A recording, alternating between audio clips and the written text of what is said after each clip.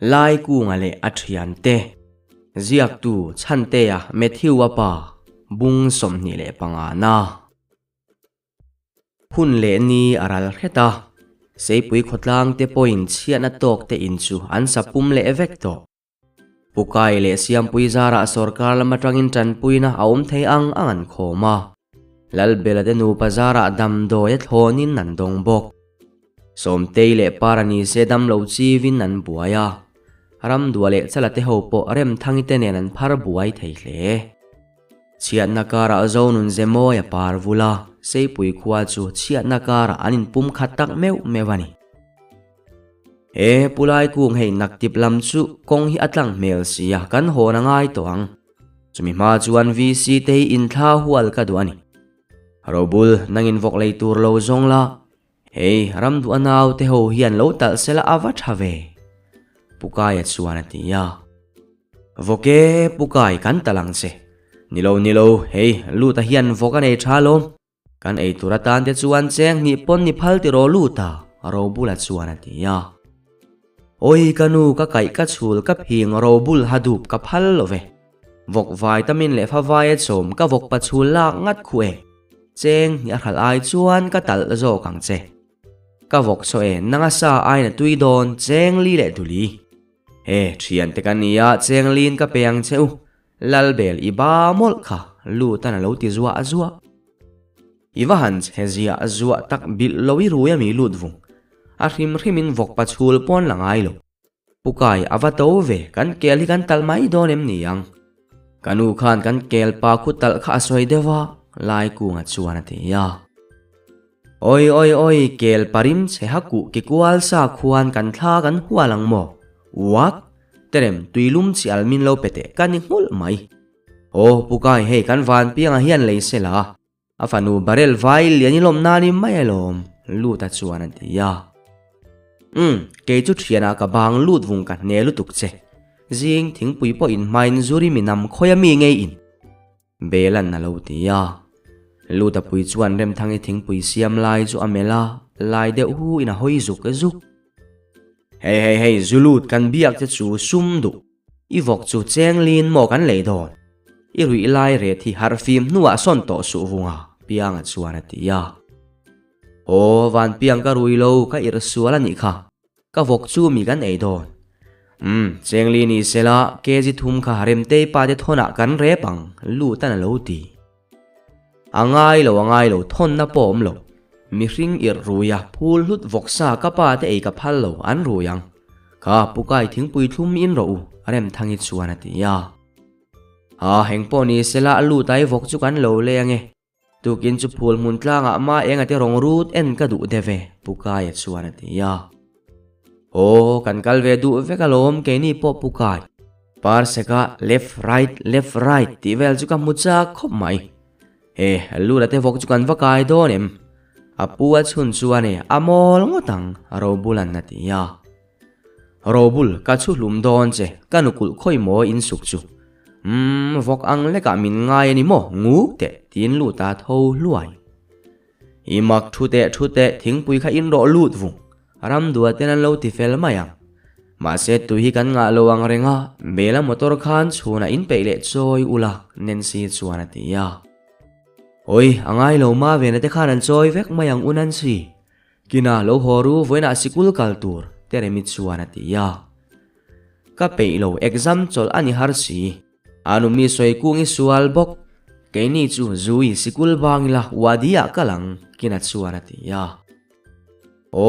lai kunga fa pa hi chu thuak ai pumpui chak tur chi ani hi kina pa si ngei du exam chol pianga chuan atia e exam chol le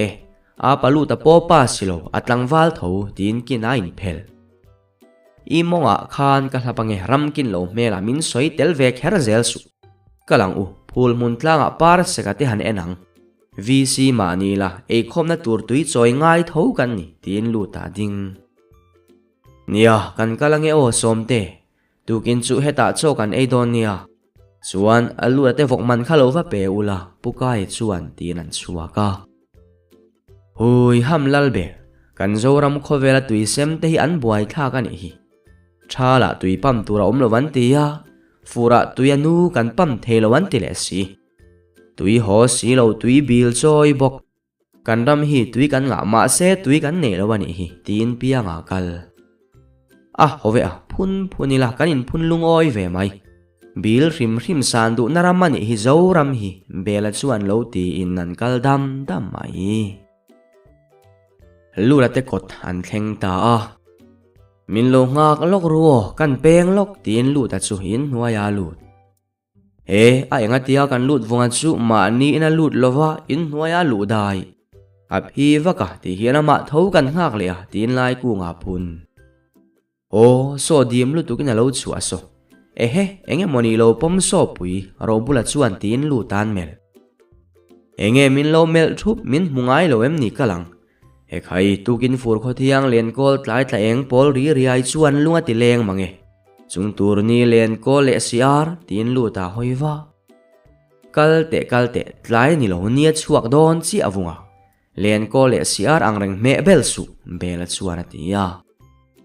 hove mi jing kar lung len dan le suang tu ana in chen lo hei te kan lem se kanga ka suang tu ana in frem mayang tin lu ta chuan nui sukin azu pai chu tilang lut vung mela kha asen chi ni mo khoya mi nge nang hi kan zui ru ni mo mela kha si pai zu ani kha lut vung hi chu tong drain khom ruai tu ve si lai ku ngan lo ti in lai kum karu lo ka charani hi baka kan in ho vek in khum nuai mi ka charani hi lut anatia eng tia han ti chi nge moi ni le lut vung le kan zu so atlem chakka ti rengani tin lai ku nga tumbur hei ni in ve don thawlo mole la ya local te lu ta hi zonga buai thak mai tin pia nga nui tut nie I thleng phodang umia ma sela an training lai mu turin zu kha in lo tur pukai chuan tin phul mun chu an thleng zui ta ani hei ro bul kal lua su thom nei su en thlang so khom rup anjirani so beng cheng su piang anatia nia ke po an training lai kala en lova chala te training pek lai po hi en kadu pukai chu anatia kha luta asir tlang boka khan choula an lang vekalom imak robul enge ipur hur thom te khadim te lai kunga chuan tin thom dim te inan wak chho hui ham lalbel ho khat VC te meu par chaka te training en turin kan han chowa chuania ka van ha tak khu ram duwa khuan enge soyang anwan per khong ve tin lu ta thohul lut vung I thoring si tong su ka tlo lumang che atok robul ta khan thuwang u chola hal to tin bela nui sung nie beng cheng su ka pukaya khana en du kha luta izu pai kha thlite thowa wa han lian ve tin lai ku nga thuwa kan si pai bang ve hi fit lo si ma se thlite iti khan ka thodik chia jing kara jing ni chuak thlira men to ka hi anwa khu pokai kar fulan zirem ni puli tang turin kar fulangai ti kalo khelo tin luta atong zut imol mai lut vung idam reyang khoi mo kalo in ve khule an awrual nenan puang tina emni daine dek an tilaya enge matlap dailam nek pa de turti na emni ro bula pui chuana tia an chak ai kal don ani khu en mai teu khu pukai an ti mi ve phian khumole ma se para khuan hawa wa han ti mel vele a hoi mai ama khu khong sa lai ku ngana tia nia anti mi ve fu mai an chortla kang mars pas ka ziru ka tia anjir don lo em monile khu chalan narem ta an paret na ta na poimo si zirte se pukai suan tia pukai enge mo sipai te puli te hian lam hi an zir kherle sipai lama lam hi arau lo si lam lo sila an hlo kiam em ni lutana ti duk lut vung mela idil chut I hriat om tok chu tlang au pai na puan lo ngai changro baka nang po imi hlim lam hi isot pui chuang bi kem ni sual sim lo mi hlim zol puang suala hi piang ana tia ho van piang enge polram thanga po du soina awa lo mole mi thinrim aw mai po an en luya du ka soyang lu tan lo ti ve mak ô đi lung te su khu an giấy lâu lúc tục en teu ê kan ma ngã mi thiam le ei chi mun ate han thiam lo zia khu left right an tia khu an soi lo na lam ze la zuk phara bela na ti zuwa lal bel nang poi thiam big don em ni khu vai than le chi khola po khu engan ni big lo en teu an ban vai chu lam ze lan pen khu adik lo ro bulan na lo ti ve tlat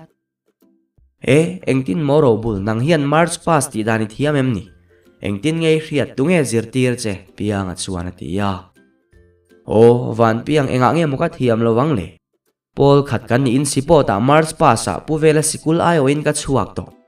lu ta chuan a zir ve lo wadian son le ro bulan na ron ti kher ro hadu khatia min soi kher kha nga yem ni nang po puvela sikulai bal ber lu ta chuan ti ya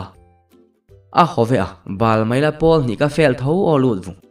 nang chu piram zongi wadia fel zing ai lian ber ro bulan na lo ti ya kha kal te van piang khoi mo kiang teu tuna phul mun tlanga hian in sual na thlenga ro sibul ipol ni fel po chu iwan chuang ve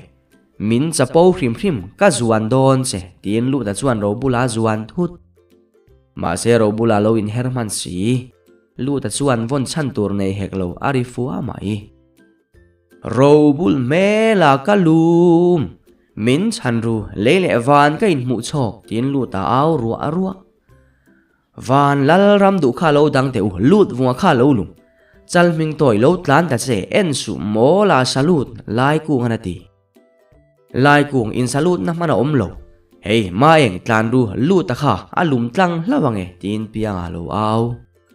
luta pui chu look up ze tru tin na luma azol china chuan ngum so to tina zukla kha ma ven kai tho ru anai luta i nangem engtin ngei om engtin ngei lo lum thei luta I lum tin chala lo tlan a chang lo wang cheu an nangani khamule ti bok khup ula anung kha chum ro ma eng para chuan atia chuta ma eng ale ramdu a chuan thei to pin luta nung chuan chuma malama chala chuan sama lo thamin luta I tha em I harem alo ti ka nang ka har min kek su mela tunge ka nuwa khan nek kanang ka luwa hai an na lutuk tin luta lo tal kan nek lo che inung kan chumani kha luta lo tal su kha ma ven alu hi tui khan lo le teu para chuan atia par sek angai lo ka har vek to min chum hlumin tumem ni ka nang ti wanga tong pong in chum kher analutuk min kai thoro ka babu ka thlawem tin lu tarun thua kha ip te kha om reng kha lu ta eng tin ngei lo lum thei ma enga chuan ti in ka chang kher lowang che khoya nge ro bula te kha van pianga te khan thi se min tiem ni enga nge min en reng oi kanu ka kong han na dan chu tin lu ta tho bulu luta jing kara leile van en chu enge an thi ni la chu kan trap deuh phayang chu ti ro bul ma se kharo pui takini dam chua ke pianga chuan ti in nan lo chuka nia luta min ngai dam ro ilum kan ring lo walom ba ka min lo bo te thu ta ni kha tin ro bula ner sung luta hoi muka ani vel tak nuai chuwa hey ramdu soipuki pasal enga nge min lo en nang po ei chimun kalru police ve si silai ka po zirlo lam le chuang silo paret halo ti puka ya nui su para paret kha in van thiam lo em we khatiang de chuan eng tin nge ni yang tlaila main zir man don lo vok tal kan ngai zir le ru haron ti ya kapu kan left right dan kha diklo mo sarji ram duate min zirtir danani kha kaki artuye not sia kawahan pe to lo tak ma vena chuan lo ti ya ram duale chalate salut enga tinge chu tianga in lo zirtira he tiang ne chuan pareda diknang sazain duem pukai chuan ti ya du pukai sajai te mong suji ke man ka lo peang han meli tun layan war to lo sazayan phu ro bulan lo ti zot ato ke ram duale chalate kha tuna tang chuan nang mani pon lamin zirang choi khama lurate vokin kayanga pulai ku nga te na tal tur o pukai chuan lo ti in an chuk dam chala liao luao chu iwahan kal edom ve me ni lungleng po ani deu orui don ani hi belan na ti zawa chala kal phun su lalbel chu tiang ani lo pu te kan nga si om zia om lo engtik lai po salut in ring renga omangai poli chu dar chin u ka khong thut angai bok si alal lo kan ha ni hi ti in anui ching su tuk thuan bar kham nin kinanu dora som te le ruthi han thua par sikate hoin bialin anui le dar sel ramdua po a bike nen soi kungi thlain alo tlan vu hlur chalani se tui kona nen me ni tui khur lama azuya ki mi te der dur la ki enge an nui robul I rebik lawang kan om nain ang reng mola hey chal kanan ming toy khoi lama nge in suk don nang mani pui kha in lo in su vakange me ni kha ilwa lai chala o van bong mela khana hisa pala nang ni pani hi kan kanan lui khu in lo ti bol lo lawange tin lu ta dak zot iwa han tong nem tak lut vung du le pa wa ain chokidara han tang la ti nia lu ta khoi mo please ini secret kalo bateang tin ro bula nui put please kher chwani balawang ro bul mela ma se nang hi chukala pen friend du thut thei che baro so ro bul ente ni moe son karem te apur tat ni moe so aril wa eden huan mi alawang ni moe ding te ding ro sitop enge karem te ilo phur khoya ngen kaldon tin lu ta meng rum hle imak lu ta ka man mo tlang te ya puan than kan la don ni moe ding su tlan ro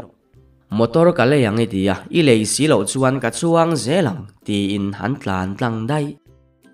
luta chaldoma ding dul kiar lu in rem thangite atlira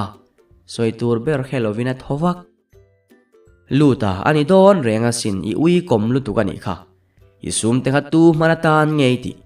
motor lei vela chu tlang te konga I hu kang tin ro bula nui ka chu angche lal ro bul mela ka khala ka chuangam hleinem driver ka lang che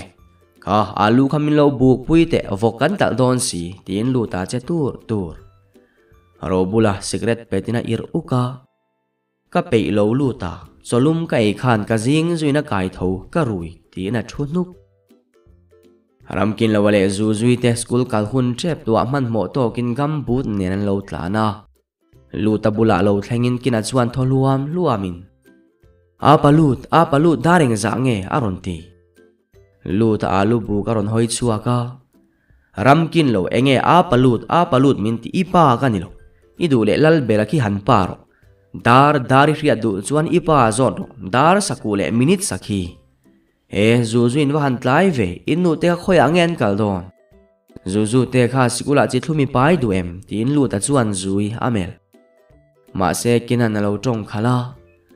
apalut I englo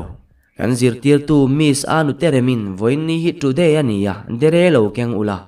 suani min kha yesterday ania wangin dere lo keng bok ula naktu hi tomorrow ni dora wangin dere lo keng bok ula ti zuine niana palut dere thum ve min lo pe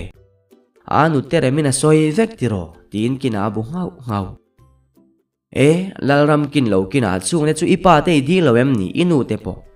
nimin yesterday mo lo nia tho tane motia ahrim lal teremi chuan today te chu son ve mai sela kha babua in mingka zia ke tien lu ta chuan tangka pe ya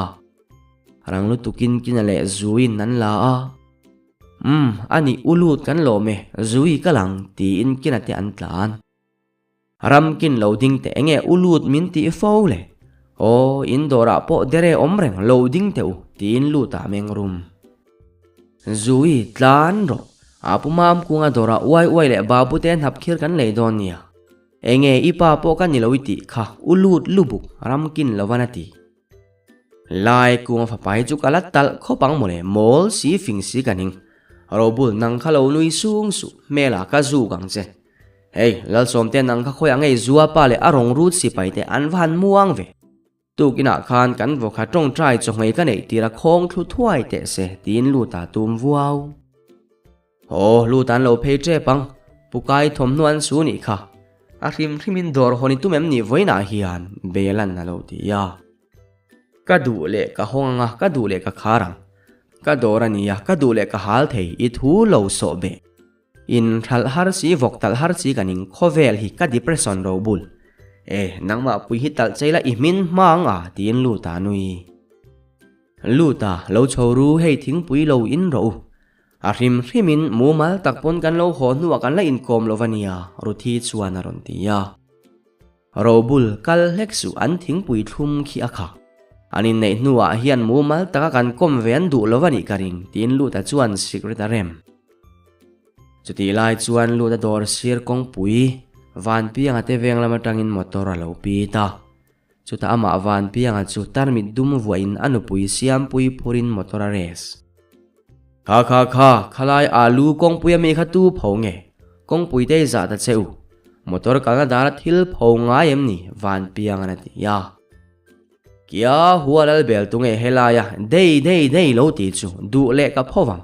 ka dor kota ni hi idu le chaklama khan tlan ro VC ka ni hi lu ta na ti ya ai lu ta khai dor kota khan VC aya lal le motora ronding don o tuna sei pui VC thu ber dot tu nu pui motorin lu ta alu lo chi lang tin van pianga pit lal van piang achaka khan ding ve mai la lal siam pui nang po khangoi reng su lai kunga bas let thuma lian hi ka lei veang van piang alu khai ngam chuan rap lekte tin lu ta meng sen room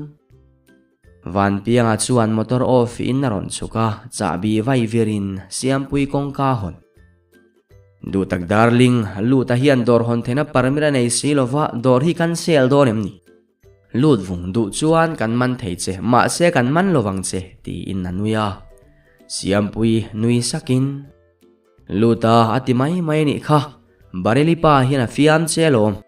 local ru thing pui kan lo khila yang cheu siam pui chuan atia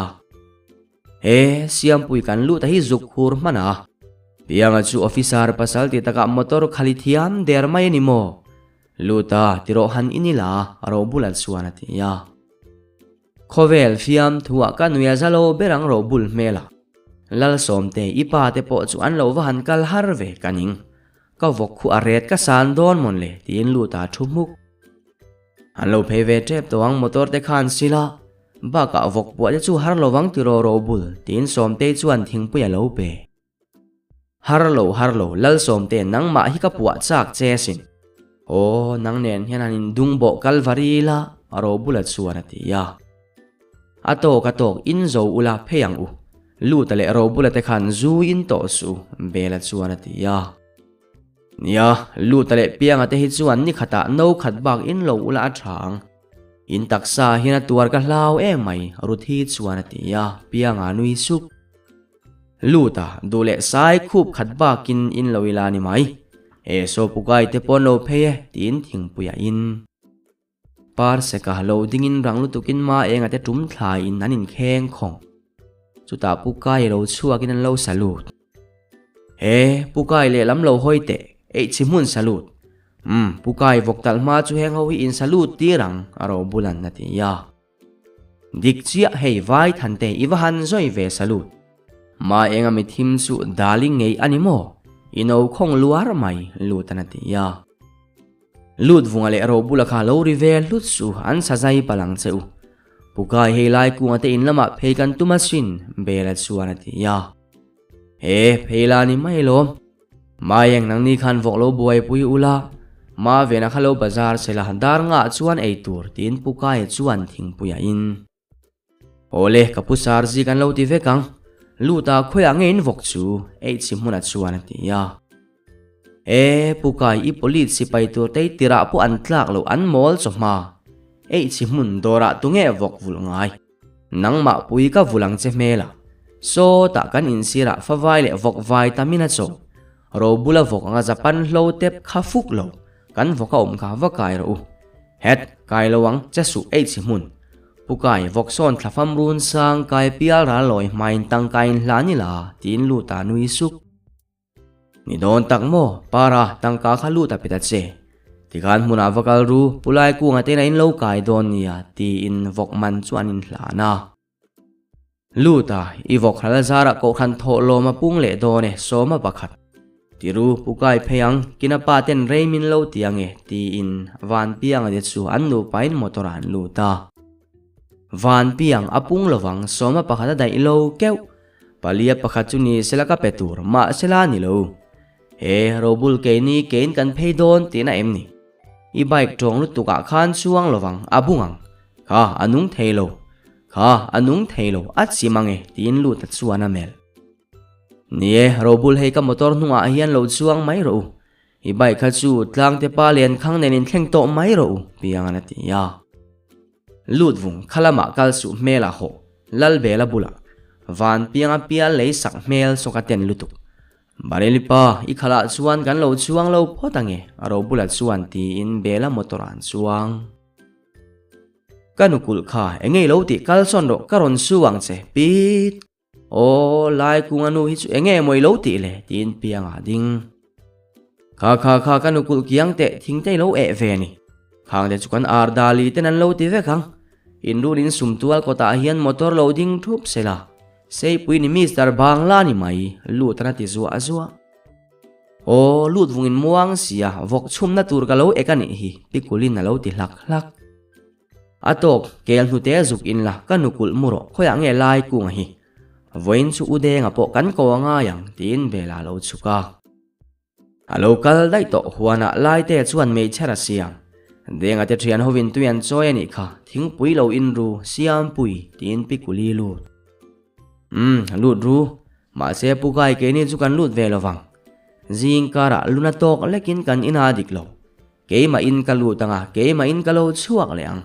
ti chuan chuna tangin khovel hi ni rui te se ti dua in ro bula chu in chunga lu ta in wailama lu thla in ron chuak nui vur ro buli fel khoi mo thliang u udenga ti holo thlen main arui tur ang khai rui suawang u pianga chuan tin an thli kar o van piang in van mak tak min lo pui ve ula in ron thleng chawa zu te lo in tin mei cher tur puin lai ku nga lo lang o kan in photanga kan puyang che kan tia lom ba ka siam pui pasal bareli pa hi mei cher pu nam kanilo so punga so putiro sa phing kan pedonia awahan tui ke vele tin pianga khisung arhim in lo phei tlai si khoyang in vok chuluta tuite po choyangai kan ti vekha robul tuilum wa chuang ro tin lai ku nga thohul kan ti vekang ku nga lo phun su vok po lo la thleng lo zu hi in photila khovel hi adikani mai thite tin lu tana ban ni kha pulai kung khang te chu eng hel su kanau tenan ti fel vek mayang para ka motora pom kha walate pukai chuan ti in anlem khel mai ole atok so in to lowang udenga te an lo thleng luta lo pui ula o kenin ro kan lo re lang van piang a chuan ati ya van piang mela vc ve tho kan hi enge kan rel don enge kan agenda ro bul nangin fa pui ro so udenga te so ziak tu telangai lo tin luta chuan lem le ro bula chuan ngoi rengin zu chu alema atrian te chang lovina kun reng robul enge kondi I matlab dan hi enge omzi an biak che hi irhelowem ni chang ta che tin bela chuan robul amel dikchia bula ka biak che min chang ro ba ka thing lo che robul I harem engtin ngei om lai kung kan robul hi adik mi alo thi atumem ni tin lu da chuan robul amel mi tuitling pumin robul aron dak chuaka zu chulem le khulin lu ta mel keizong bawa ka ngai mani luta hanom ve se chuan vok thi thun te hi venga bawa paute khoya truan chemo tin robula mi tuetla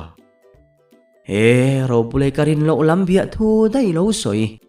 nia bawa kha eng tin tak omang mo tin pianga pongui lup zong ang paute ka ngai mai laya lal zeni de chung lo thi kher hi apoi mai tin lu da chuan robula mel nie ma se tu na zong do ni la khoya nge kan zon chuan ang luta robul nang polo in sum te tra kha sot lo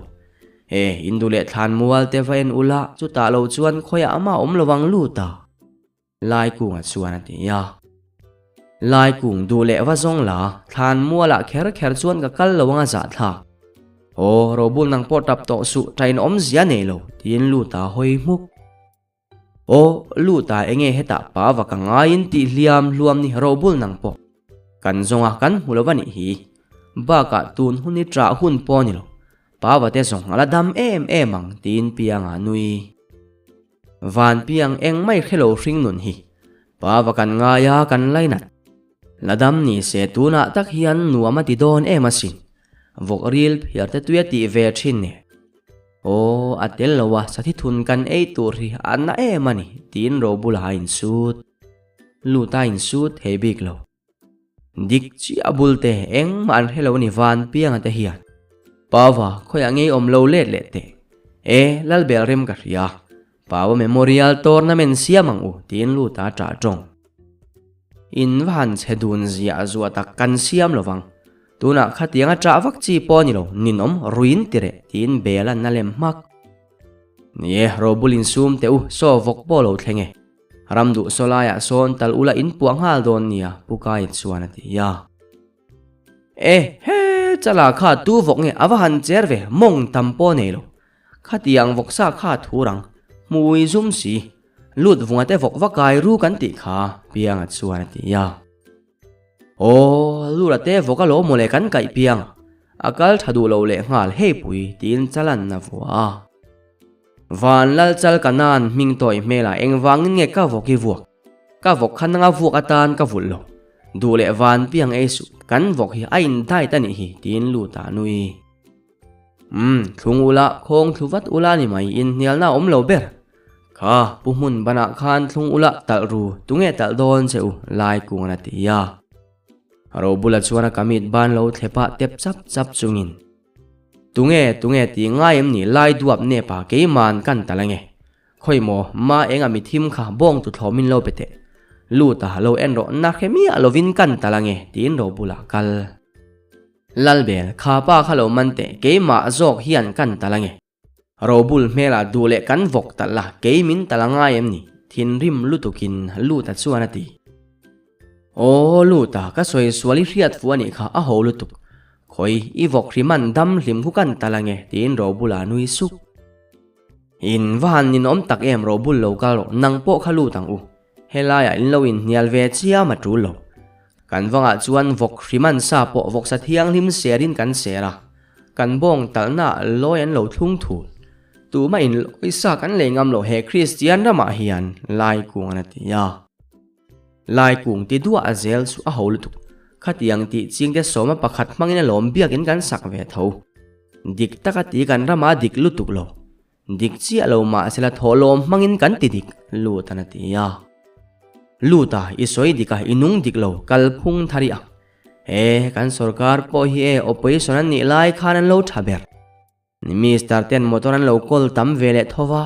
Contract system la dang lo. Ariya chian thara an thok thar big lutuk lo.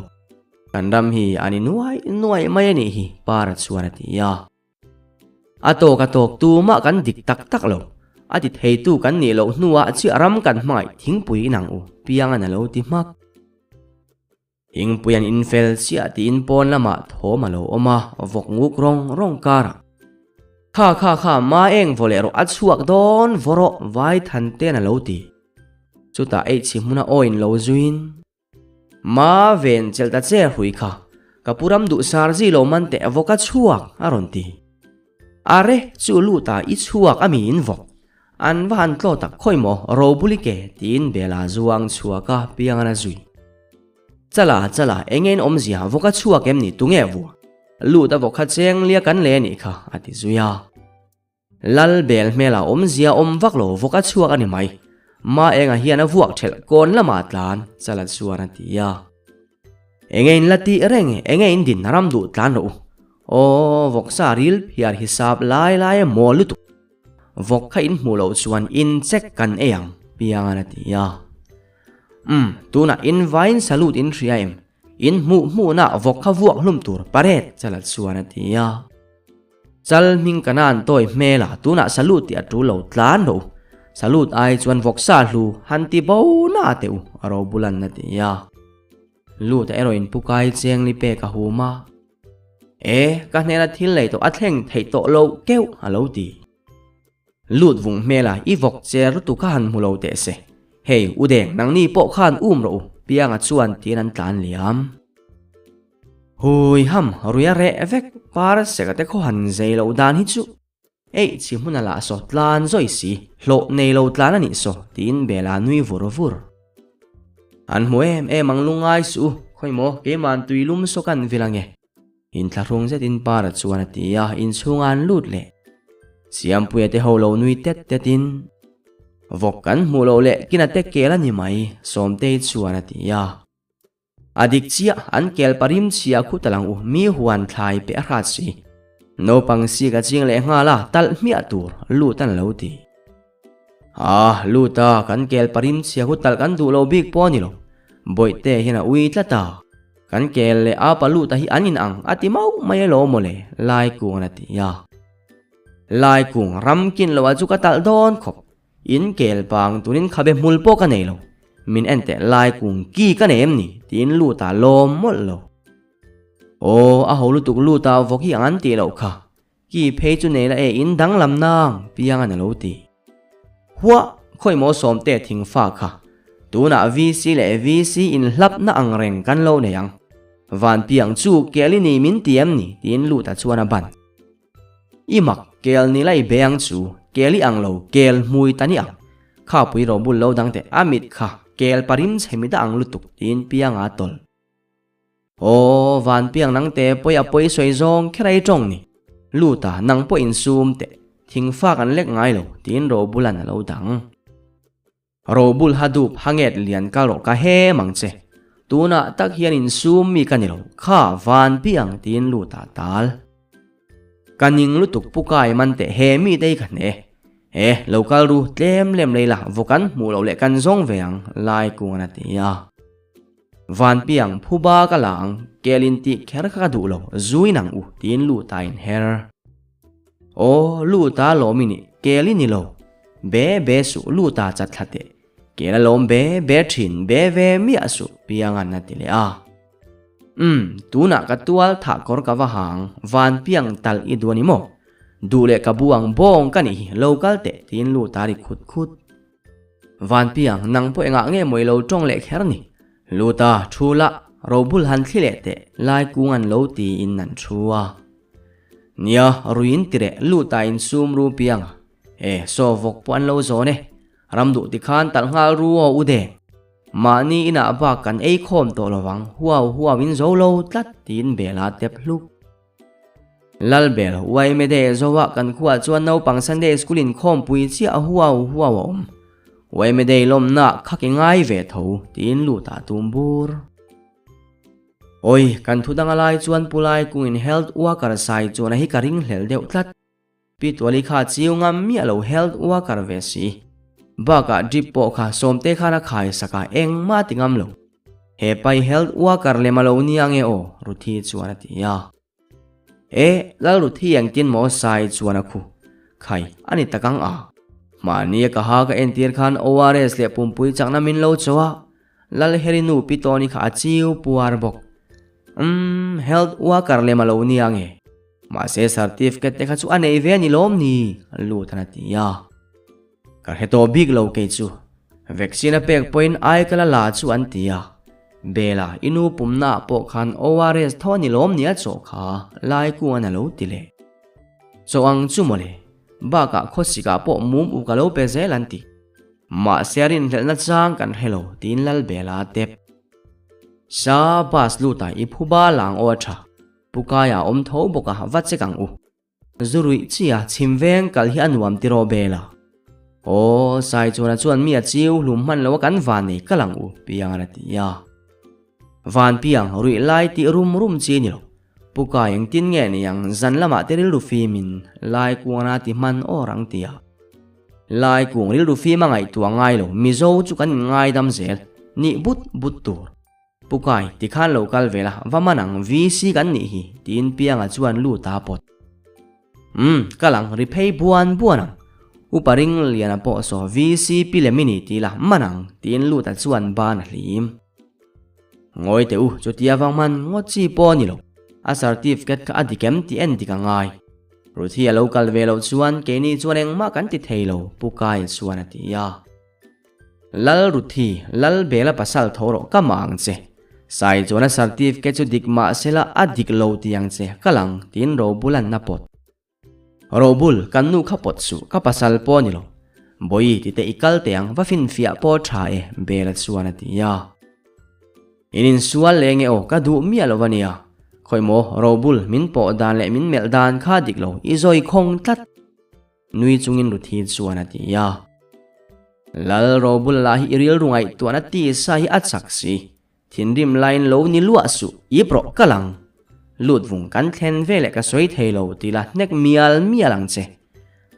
bela tlan ro ramdu thak devin lo sia mang cheu piangana ti zuwa azwa ani kan vakal lokange somte boite te khan lo bang che pang lai ku nga chuan ti in chimveng lampanin an tlan hey lalbel thinrim mala kong kha en tharo i dai thel thinrim dewa thi hian vanram kai har lalbel a berek tin lu tha au bela ding tuara ui pakhat beleu tuarin ke khaina tlan vo mai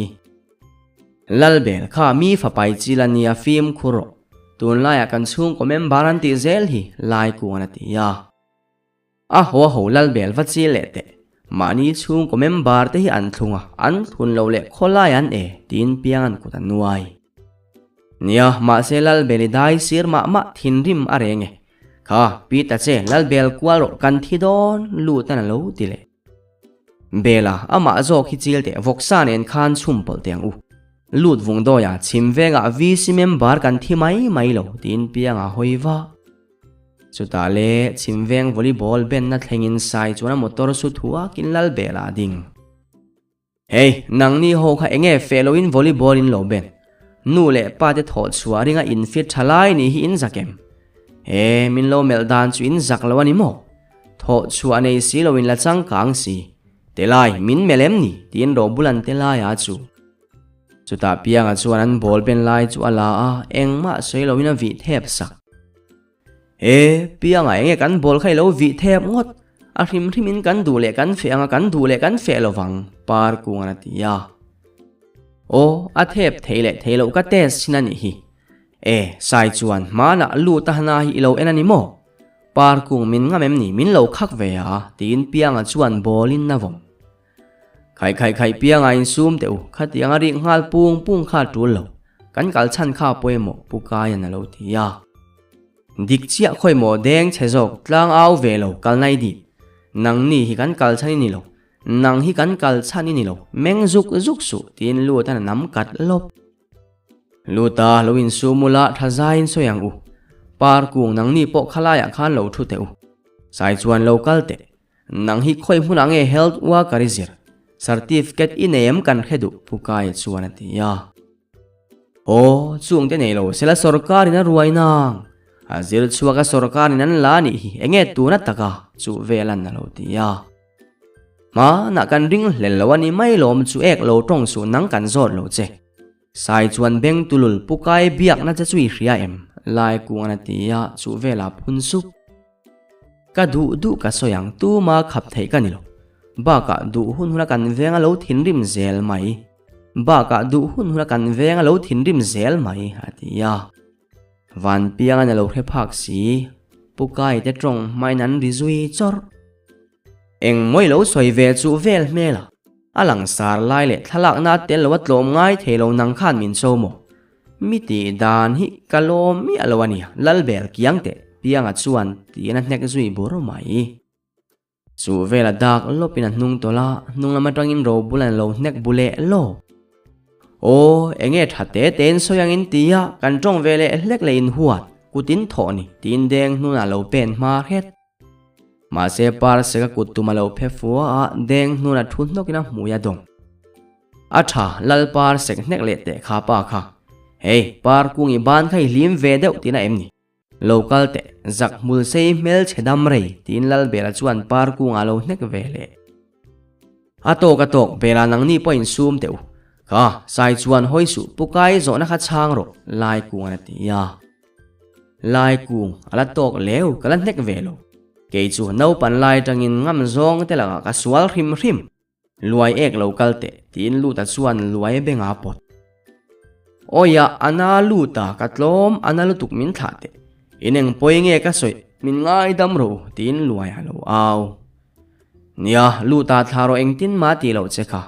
a hrim hrimin kut thak lovin soi felila te lai na ron ti zum da ka soi fel turin ne lo nang ni hian ha fiu local te ka to li kang che pukai enge kan thin rim chan ber hi te lai nang hian doctor ruthi email animo ka hevek tin lu ta na chui lu ta atok midang po khalo in sum teu sai chuan idam lo en kol dana doctor ruthi le nurse te an lung oi lova chu wangin khwe tanga zir chuang ngei ni kan hedu ani pukai chuan tinan re thap o ka zir chuak hei certificate kan ei thapalo mole enge min rin hlel ve ngot tin sai chuana meng buai deu inei lo kan tilova khoya ngei zir chuak eng certificate ngei nei kan hedu pukai zo nei chan du lo chuan ka nek le don che sai chuan tuna hian I certificate kan endu lai ku na tia don ti chung kha re lai ku sai chuan mel chuan I soi du lo ve khang lang ti nani mo ti hian ti mai tur tin piang na nek bur dik chia ti po hian ti la piang hetiang mi to dul kiar thiam ne lo mum uk bak hello chu tin lu tan lo pet le in ku thi avhan ram em in vc reng don lo ti riang cheu chu velan na tia ala tong ve ka ti khang lang par se kiang te chu vel vc kan ni reng don kan tiam ni nang phei hi chu e vc don reng lo sibut tin lal bela na lo nek vele nie tuna hian in health worker in dam lo en kol dana rin hlel na tat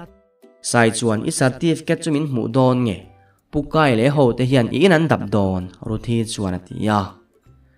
nia midang ho kut lo in thak to su sai chuan hun kan nga lo tlaya voksa kan ei don lai kuan lo ti du than tur dang nei to hek lo le ka in luwa kada atia atira khan fel takin soita mai che sai chuan ti ru kalang chu vel kalve du su kan som ve lo cheu lal bela chuan atia lalbel du le local thui veang miang a holu tuk kan voksan e ve don chuang lo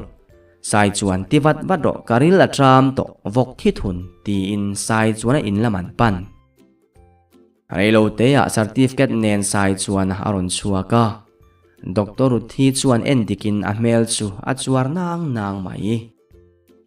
lalbel inu poison eng ma soi don lo emni so tiang ringot na dik lo kan phe thei nang zote lut vungana ti su lut vung riat vek tum su I riat tur chin su udeng atlang awin lo puang mayang piang na tia chu ta ru thi chuan pukai kan lo ring hlel sual lo ve certificate hi aneya ma se te atanga siamani se te a son tang in bak eng ma lo sai chuan hi reng tin nge he certificate lem hi asiam tir ti kan phe turani atia avahan zia lo mai tak khoi mo ruthi galo en ve te ang tin pukai chuan certificate banatum angai lo pukai rei mai lal sai chuan mela nang la in na hi kan sela ni tir hero local te mela min lo chiu sual ta la lo thi tai la enge hlep lu ta hai tinat mana compensation min pero tin piang an lo falai khik a tha piang khoi mo kalo chum nang ve te ang sai chuan pukai te sap tongin you are under congress tin lu tana chuk nek hetiang sai chuan ai chuan tlang te mar de thiam pi do hi po karing zo par kung nang ma siam sakani mo engei lo chet ve hut nang ni hi tin lal bela na lok sia min ngai dam ro eng ma kan hello sai chuan na kan in rol lo chu velan na ti ya in rol lo si engei heta in lo kalve heta ti turin nei lo horo in hom main khoi mo chu ei tuinan tin ro bulan chu vela tlo atok ro bulin sum to ro luta nang point sai chuna kha thut to su pukayan na ti ya pukai soi ve renga ka voi kan bar the ang luta na lo ti lut vung thoro pukai hina man tel jok mai tur chenia pukai te khan rutin en khan phei ula sai chuna hi chu par hovin kan lo chomange lai ku ngana ti ya nia ma se sai chuna hian voksa chu ei chuang lovang ô vok sa mẹ don tlai thin rim hi van nuam em tin lu tana chui le ram ti khan kan vain pheila ruthi tenen aizo lampok an bia ka nga yang pukai chuan lo ti in sai chuan a chomin an phei dam mai pulai kung ti hian sai chuan hi vc in lama lo han thlung sela ram dua ten lo veng sela thalo mo tin pukai a sei pui kona dinga thalo pukai sei pui kona hian thlungang u kinate school bang son an hol duang lura dor kota thlungang u piangana tia dikchia hetiang misuali kan vc ina omtir lowang u kan sila bowang sai chuan mela alet lingzonga khen beiduem aro bulan na tia lo in sum thin te u pukai ron na angkhan tila thaberang kalpui ro u lai kuana tia ani khoimo atom nan kalo sikle te ang sai chuan ti te khan central zela I thumom muardonia kan sarkar sumpuk mangin atra kan lo peang che tin lu tana sik atok para kalpui te u lu talai puk tireng mai tiru pheila in bualang u lai kuana tia kan tiang chu mela kan puk velowang an tia an puk le thosi kan sarkara piang hi soilo danin an oma an soi anga om hi aharaniang karila tram to tin lu ta hoiwa apalut idora pikvik le abc satelem chuang kan lo le zui hian dalmut le babu ten hap khira le du bok kina chuana tia dalram kin lo poisai nem ni khoyami nge ka dor hi baina kal thelo bat ka phal lo leilowang lu tana lo ti nie boite khoyami nge cheng in nei ba ka tlaya voksa kan eidon wa ho tor u lai kungana tia hei tuk in singa sikul kaldona apalut a poisa kan dila min pelom apalut mo abc ka lo lei today kina chuana tia luta chabi kengin ameng ko ka ram kin lo today hi tomorrow ni lo yesterday ya kasumin ba ka vok ti in akal nul mai atop le takhuts mai